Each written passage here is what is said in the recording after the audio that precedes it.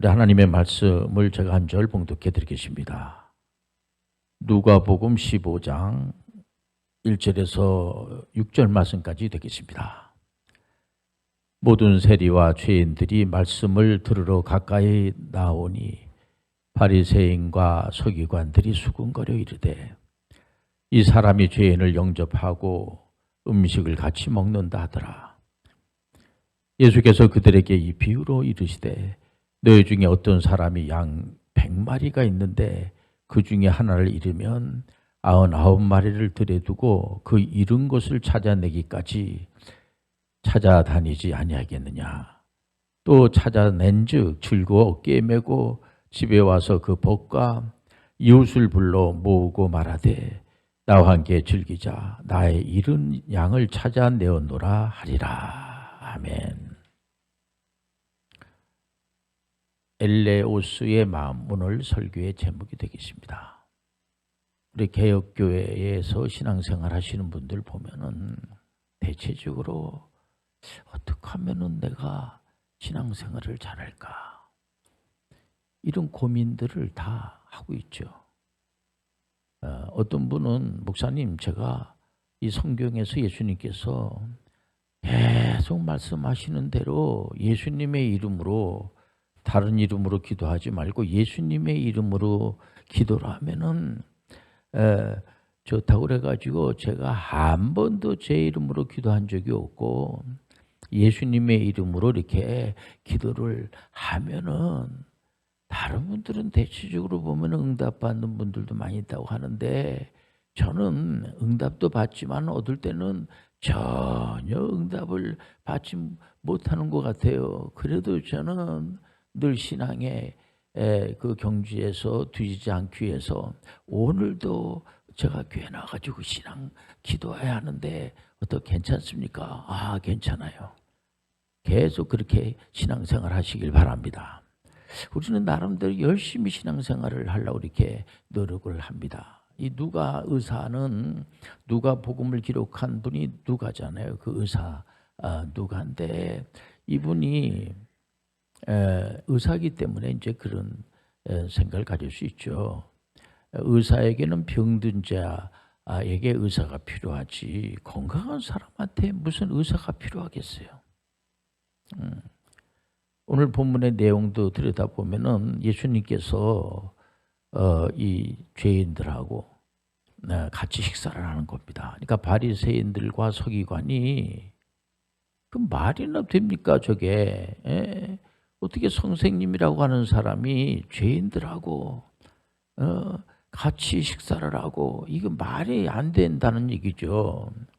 엘레오스라고 하는 말이 그 헬레어로 국률과 위로와 자비와 이런 뜻이 아닙니까?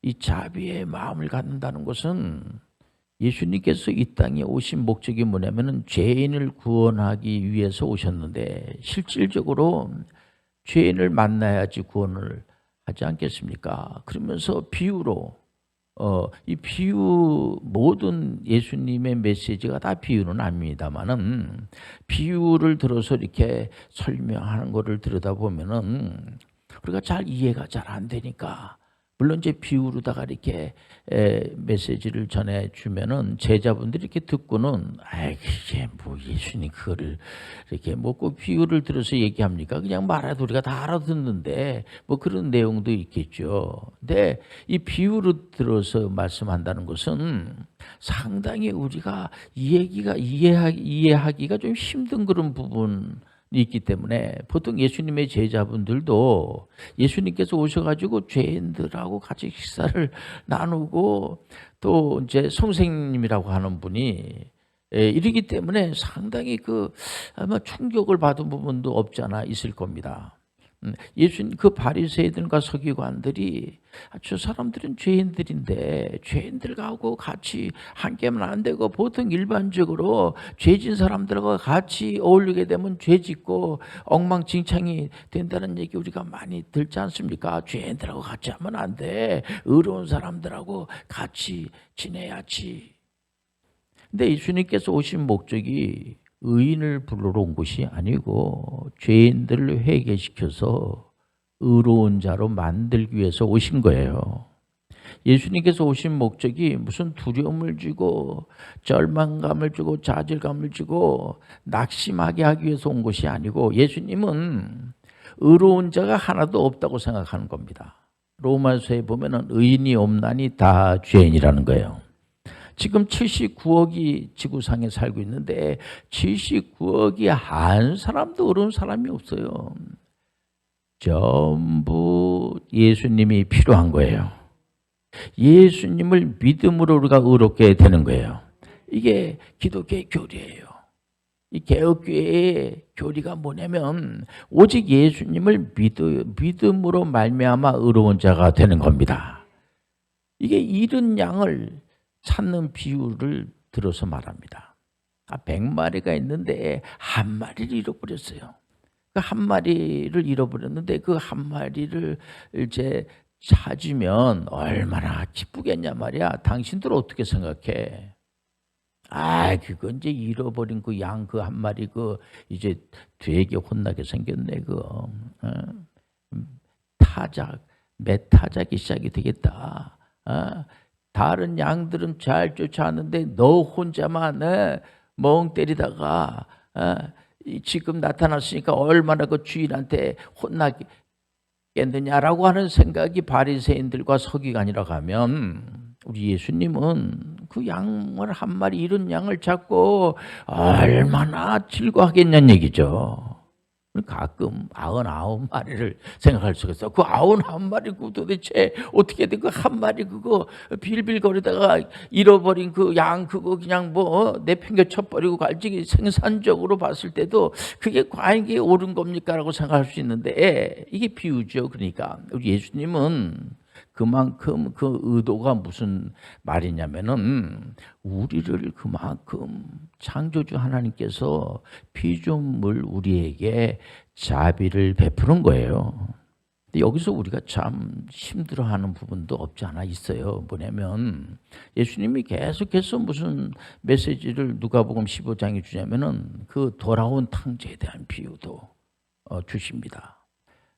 어느 집안에 큰아들하고 이제 둘째 아들이 있는데 아버지가 죽기도 전에 둘째 아들이 재산을 상속해달라고 말해. 이제 왜냐면은 아버지가 돌아가셔야지만 재산 상속이 있는 거지. 죽기도 전에 재산 상속을 해달라고 하는 것은 좀 그렇지 않습니까?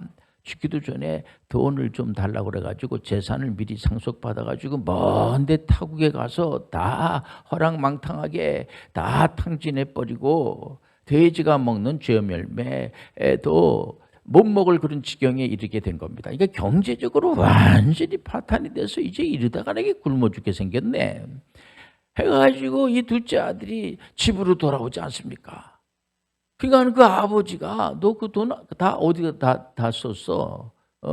그리고 너 허랑망탕하게 가가지고 엉망진창 이런 나쁜 녀석 말이야. 이런 말하지 않고 그 아버지가 잔치를 배설하고 가락지를 끼워주고 신발을 신겨주면서 죽었던 아들이 돌아왔다고 막 동네방네 막 이렇게 소문을 내면서 잔치를 벌이는 그런 내용의 비유를 예수님께서 직접 하시는 메시지, 그 메시지를 왜 전합니까? 창조주 하나님께서는 이 피조물 사람들을 거기까지 사랑하시는 거예요.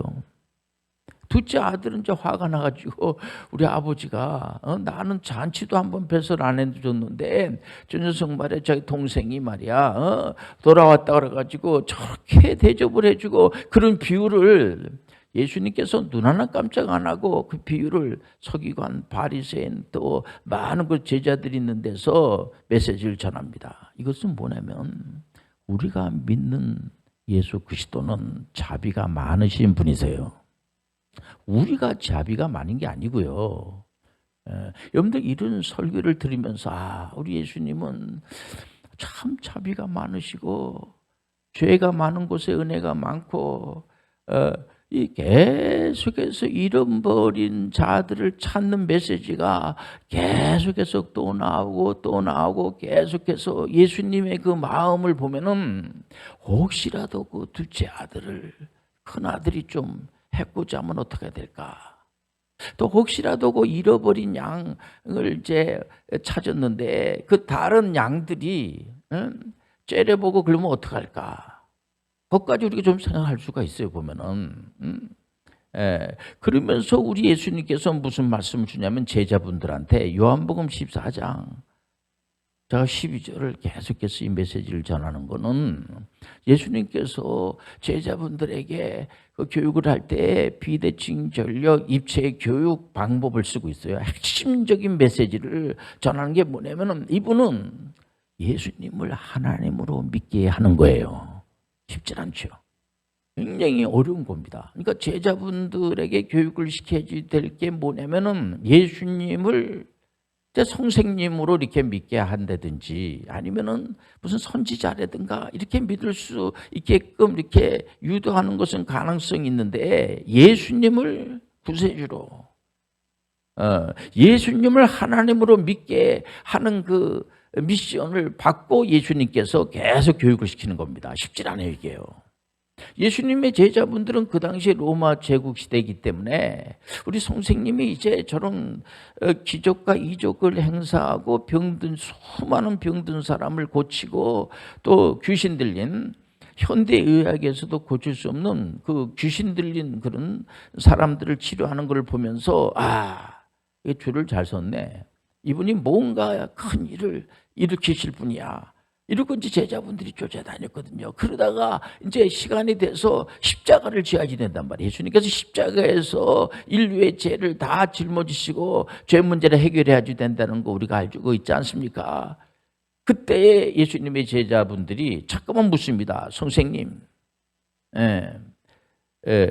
예수님께서 계속 교육을 했는데 불구하고 선생님, 하나님을 보여주세요. 또 길이요 진리요 생명, 예수님 자신이 길이요 진리요 생명이란 말이에요. 근데 제자분들이 길을 보여주시고 생명을 보여주시고 이런 메시지를 자꾸만 던지니까 예수님께서 그럼에도 불구하고 예수님이 이런 말씀을 주세요. 진실로 진실로 내가 너희들한테 말하는데 나를 믿으면 내가 하는 메시아 일도 할 수 있을 뿐더러 더 큰 일도 할 수 있다. 이 메시지를 그 당시에 예수님의 제자분들은 그게 무슨 말인지 잘 못 알아듣는 거죠. 오늘날에 와가지고 그걸 다시 한번 생각해 보면은 오늘날 우리는 이제 지금 현재의 예수 믿는 사람들은 대단한 사람들입니다. 우리는 구약의 사람이 아니에요. 창세기 그 시대에 만약에 노아 시대를 보통 원역사라고 그래요. 이스라엘 사람들도 보통 이제 아브라함 때부터 이렇게 잘 압니다. 그러니까 창세기 12장부터 아브라함이 등장하잖아요. 11장까지를 원역사라고 그러고 12장부터 믿음의 조상 아브라함부터 이제 믿음의 조상이 출발이 되지 않습니까? 이런 걸 우리가 다 알고 믿음의 조상 아브라함 또 이삭 야곱의 하나님 또 요셉 이러면서 역사서를 쫙 우리가 보고 구약에 보면은 거기에 이제 에스라도 나오고 느헤미야도 나오고 에스더도 나오고 에스더서도 나오고 에스겔 말라기 선지자가 나오는 걸 우리 구약의 그 선지자들에 대해서 다 우리가 목사님들로부터 설교를 다 들어서 구약이 어떻게 역사가 돼 구약의 그 계속해서 메시지를 전하는 선지자들의 그 내용은 예수 그리스도가 오신다는 메시지예요. 예수 그리스도가 2000년 전에 오셨어요. 그러니까 오늘날에 우리가 지금 사는데 우리는 2000년 전에 태어나지도 않았잖아요. 2000년 전에 태어나지도 않았는데 오늘날에 와가지고 예수님이 나를 위해서 우리를 위해서 십자가에서 피 흘려 돌아가신 것이 지금 2000년 후에 지금 있는 그 전에도 마찬가지고 믿는 자들을 위해서 십자가에서 피 흘려 돌아가신 이유가 우리를 위해서 십자가에서 피 흘려 돌아가셨다는 거예요. 굉장한 겁니다. 이 사실을 지나고 나서 지금 믿음으로 구원을 받는 거예요. 그러니까 이게 뭐냐면 내가 믿어서 주님은 나를 구원시켜줘야 하지 않습니까? 그렇게 접근하는 게 아닙니다. 그것은 하나님의 은혜예요. 우리가 행위로 우리가 구원받는 것이 아니라 전폭적인 하나님의 은혜라는 거죠. 놀라운 축복이 아닐 수가 없어요. 그러니까 마귀가 우는 사자처럼 믿음의 사람들을 현혹하고 넘어뜨리고 아무리 뭐 이렇게 한다고 할지라도 하나님의 은혜가 그런 것들에 비해서 훨씬 크다는 것을 우리가 이제 알게 되지 않겠습니까? 우리가 불쑥불쑥 화나내고 뭐 그러다가 이제 부모님이 돌아간다든지 아니면은 자기 선생님이라도 자기한테 잘해주고 이렇게 늘 격려하고 칭찬하고 이런 분이 돌아가신다든지 멀리 가게 되면은 그때서야 그분 참 이제 부모님 생각이 나고 이렇게 명절 같은 날 눈물을 이제 훔치면서 그런 생각을 하지 않겠습니까? 부모님들이 뭐 자녀들을 사랑하는데 무슨 조건을 가지고 사랑합니까? 그런 거 아니잖아요. 우리 하나님이 창조주 하나님께서 피조물인 사람들을 사랑하는 것은 그냥 사랑하는 거예요. 기쁘신 뜻으로 선택한 거예요. 기쁘신 뜻으로 사랑하는 거예요. 우리가 믿음과 소망, 사랑이 굉장히 중요한 덕목이 아니겠습니까? 가끔 제가 오늘도 이제 어디 갔다 오면서 차에 버스에 이제 우리 또 이렇게 이제 광고판에 보면은 우리 학원은 모든 선생님이 매일 시험 봅니다. 그 학생들이 그거 보고 뭘 느낄까? 공포를 느낄 것 같아요. 선생님이 매일 저렇게 시험 보는데 우리 학생들은 도대체 뭐 할까?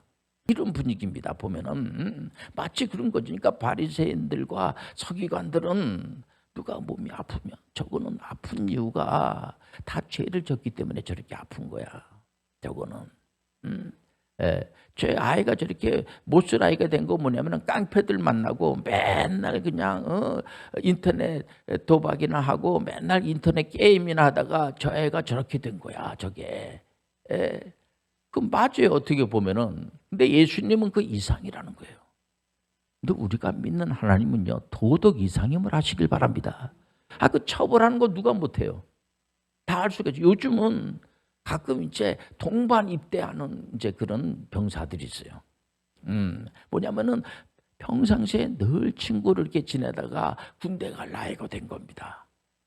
그때 같이 그 군 생활을 같이 이렇게 하면서 요즘은 또 멘토와 멘티를 이렇게 짝을 줘서 군 안에서 어떤 문제가 있으면은 그 친구하고 같이 상담도 하고 하면서 군 생활을 정말 이렇게 힘든 군 생활을 은혜스럽게 보낼 수 있도록, 그래서 국방력 강화를 위해서도 난 그거 참 좋다고 생각이 돼요. 안 되는 것을 되게 하는 그런 사람들이 기술자지, 훌륭한 사람이고 선생님이지. 선생님한테 필요한 것은 누구냐면 학생을 잘하게 만드는 사람이 훌륭한 선생님이에요. 축구 K리그가 바로 이제 프리미엄 리그 K리그 잘 안 본다고 그래요. 그래서 요즘 다 프리미엄 리그를 봅니다. 이제 손흥민 선수 때문에. 손흥민 선수는 어떤 학교를 이렇게 많이 공부 안 한 선수인지 다 알지 않습니까? 축구 홈스쿨한 거예요. 그 아버지가 직접 가르친 거 아버지가 직접. 그래서 그 선수를 손흥민 선수를 오른발로 500번 볼을 차게 하고 왼발로 500번 그 골대에다가 넣는 거, 그 연습을 계속 시킨 겁니다.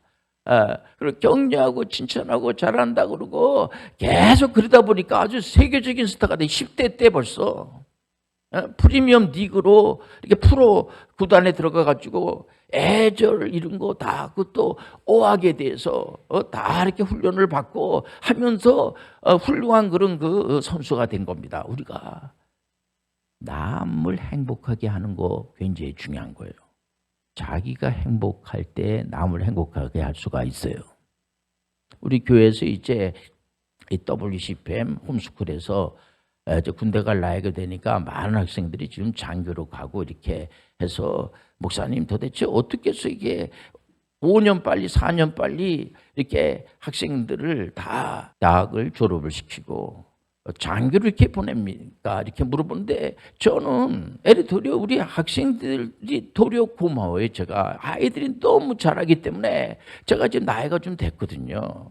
제가 에레도리어 우리 아이들을 보면서 우리 청년들을 보면서 에레도리어 제가 행복하고 너무 감사한 거예요.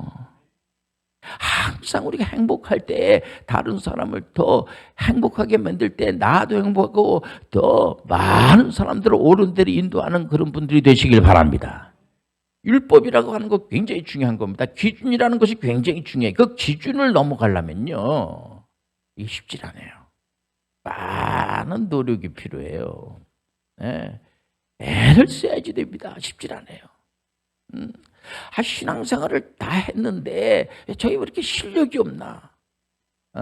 그래서 우리 예수님께서는 성령을 보내주신 거예요. 오늘 이 자리에 성령이 와 계세요. 성령을 받으면 뭐가 생깁니까? 다른 사람은 짓누르고 나는 저 사람보다 내가 훨씬 괜찮아 이러면 기독교는 소망이 없어요. 맨 남 비교하고 내가 저 사람보다는 훨씬 낫지. 하나님, 제가 기도를 그렇게 많이 하는데 왜 저 기도 들어주지 않습니까? 제가 뭐 다른 기도도 아니고 좀 우리 집안이 좀 싸우지 않게 해주시고 좀 건강에 복을 좀 주시고 그리고 제가 누차 얘기하지만 그 집구석보다는 조금 나아야 되지 않겠습니까? 그 기도를 그렇게 제가 새벽에도 하고 차례도 하고 오늘도 기도하는데 왜 응답 안 해줍니까? 그렇게 여러분들 기독교는 그쪽으로 가는 게 아니에요. 여러분들 기복적인 우상 앞에나 하는 겁니다. 우리 하나님 앞에는 그렇게 기도하는 거 아니에요. 우리 하나님은 요한복음 14장 12절에서 말하는 우리도 예수님이 하신 방법을 흉내를 내셔야지 돼요. 예, 우리 예수님이 자비함, 우리가 성령을 받으면요, 오래 참음과 자비와 양성과 그리고 충성과 온유와 절제가 일어난다는 거 아시길 바랍니다. 하나님 영이 임재하시 힘이 세져서 다른 사람을 다 때려 죽이고 뭐 하는 그런 게 아니고요. 그 사람만 나타나면은 이제 살았구나. 이제 내가 이제 살아났구나. 그런 사람들이 얼마든지 필요함을 아시길 바랍니다. 이번에 이제 군에 가서 직책을 맡은 이제 우리 이제 장교가 그렇게 간증하지 않습니까? 목사님, 저는요 모든 그런 병사나 부사관이나 또 선배님이나 후배들한테도 다 존칭어를 쓰고 저는 그냥 이렇게 착한 사나이가 되기로 했습니다. 그런데 제가 에레도리에 굉장히 고맙더라고요, 진짜. 야, 그런 데서 그런 데서 군생활하면 얼마나 행복할까 하는 생각이 들어요. 또 후배들은 이제 4년 빨리 대학교를 졸업하고 이제 공무원 도전하는 이제 동생한테도 하는 얘기가 그런 얘기를 하니까 자기도 앞으로 이제 공무원이 되면은 그런 형처럼 선배님처럼 그런 자비로운 하나님의 영이 우리 가운데 임재하게 되면 자비심이 생긴다고 하는 사실 신기하지 않습니까? 얼마든지 여러분들 하나님의 영을 받으시길 바랍니다. 하나님의 영을 받으면 너무 세상이 좋아져요. 다른 사람이 다 죽어야지만 내가 큰일을 담당한다 그런 게 아니고요. 자기 자신이 자꾸만 커지는 거예요. 자기 자신이 자꾸만 힘이 세지는 거예요. 힘이 세진다는 것이 보통 세상 사람들이 말하는 그런 의도가 아니고요. 겁이나 주고 두려움이나 주고 좌절감 주고 이런 게 아니고 그 사람 만나가지고 나는 너무 행복하단 말이에요. 우리 찬송 한 장 부르겠습니다.